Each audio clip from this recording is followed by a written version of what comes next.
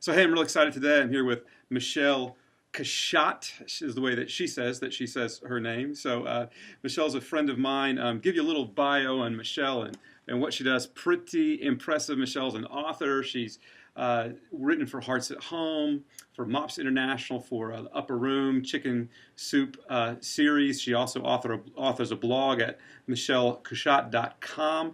And just learned today that you had a compilation book that just came out, right? Yeah, hmm awesome. It's so exciting. And Michelle's also a speaker. She's spoken for Women of Faith, Focus on the Family, Hearts at Home, Compassion International. She's also on staff with the Dynamic Communicators Workshop, which is now the SCORE Conference, and works with Michael Hyatt. So Michele just does some tremendous work. And beyond that, she's a mother and a Christian. And so beyond that little snapshot, Michele, just tell us a little bit about yourself. Wow, that's a lot. I don't know what else I can say. I'm a wife and a mom. I've got three boys who are 15, 18, and 20. Recently, my husband and I also became temporary guardians of three more children that are 5, 5, and 5. Yes, you heard that correctly. Three 5-year-olds. And that's a whole nother interview for another time. But you can be safe to say that my life is a little bit in chaos, but I think of it as a good chaos. Wow. And we're taking it one day at a time. So in the middle of all that you're doing, plus you're being a mom to older and younger children, but you're still maintaining that spiritual connection to God. So we want to talk about that just a little bit. So tell us about a time when you feel like you heard God the clearest. Well, there's been several times over my more than 40 years now, but there's one time in particular that I'll never forget, and it was November of 2010. And I received one of those phone calls from a doctor that nobody wants to get. In fact, the first words out of his mouth were, "Michele, it's not good." And that's a terrifying thing to hear. And completely changed the course of my day and my life. It's really one of those demarcation points in my life. And nobody wants to hear the word cancer. And so to be 39 years old and a mom of three kids, that was quite overwhelming.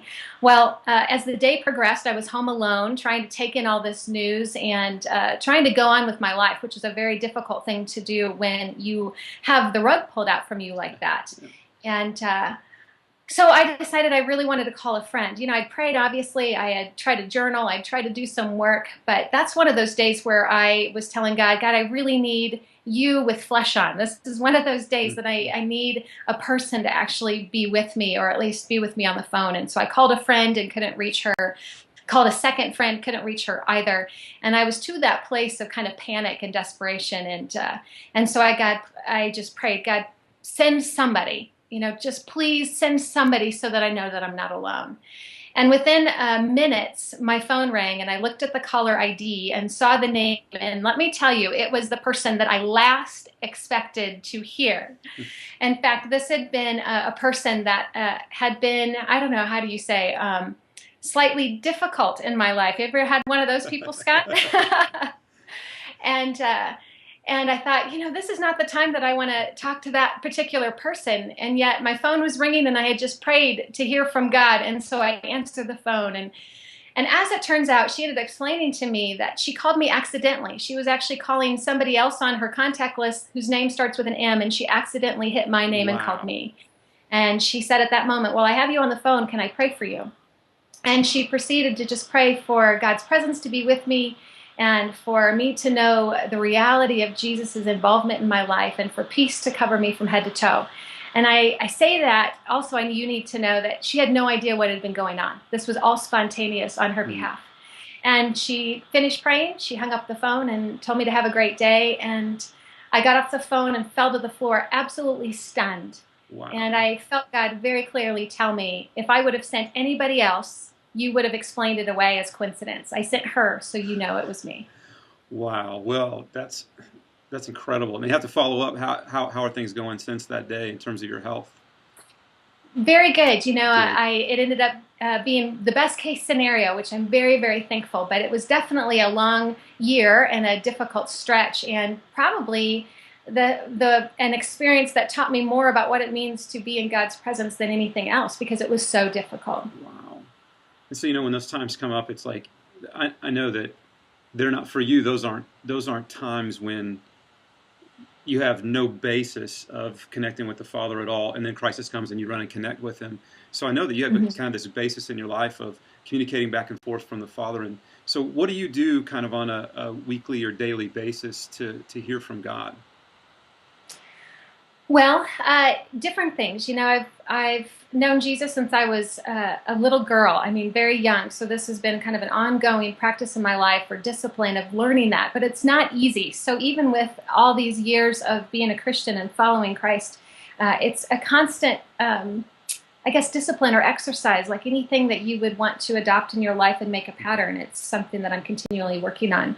I start off my day in the morning with some kind of quiet time. Now that's morphed with having 3 additional 5-year-olds in my house. It's no longer an hour or 2 hours of time. I don't think it's ever been 2 hours, but it's not an hour anymore.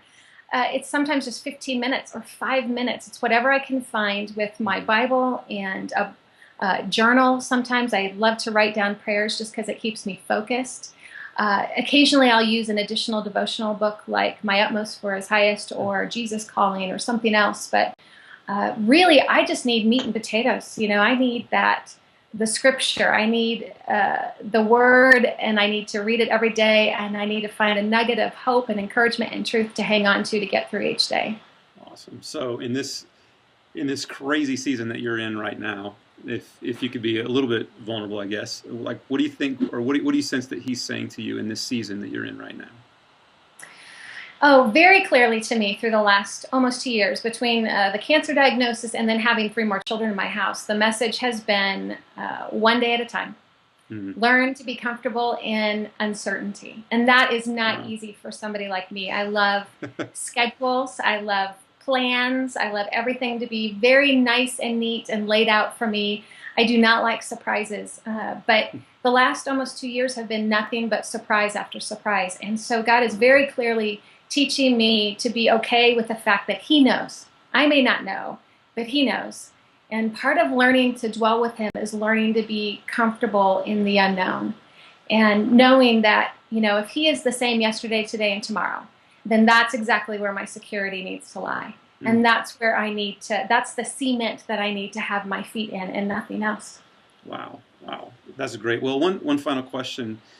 What kind of advice would you give to people who are just kind of starting out on the journey of being able to hear from God and to speak with Him? What would you say to them?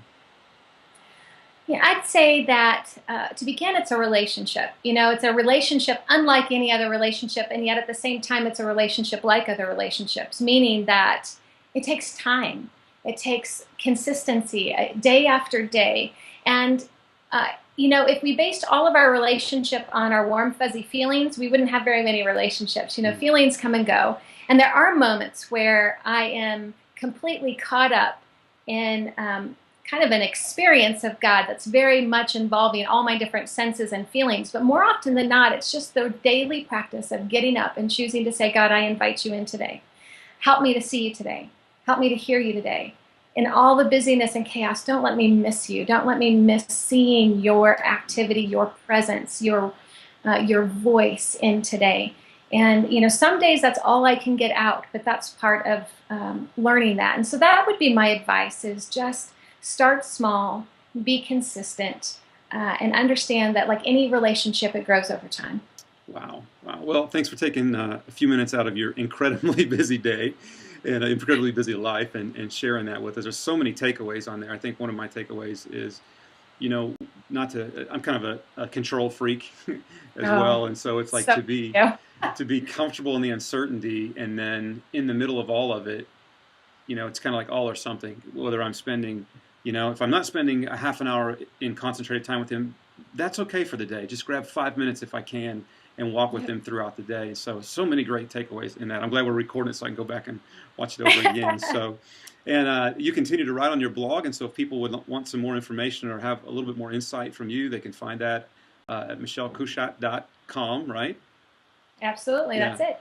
Excellent. And I've been following Michele for a while, just a great writer and a tremendous person. So thanks again for spending some time with us.